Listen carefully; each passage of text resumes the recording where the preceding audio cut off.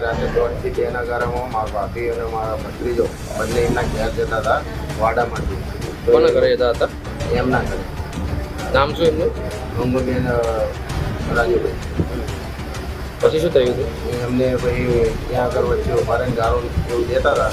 એટલે ઓલો પ્રિન્સ મારી જોડે આવીને વચ્ચે કાકા કાકામાં મમ્મીને મારે એમ કરીને ત્યાંથી એમનો જીવ બચાવવા એ છોકરો નીકળી ગયો. એને મારવા હાથ દોડ્યા હતા પણ એ છોકરો આવી ગયો વાડામાં. પછી તરત અમે જઈને એમાં ભાભીને બચાવવા ગયો તો એમને લોકો મારવા પાવડો પછી લાકડા પથ્થર મારો કર્યો એવું બધું કરી અને પછી અમે બચાવ પક્ષમાં અમારા 3 જણને ઈજા થયેલી છે.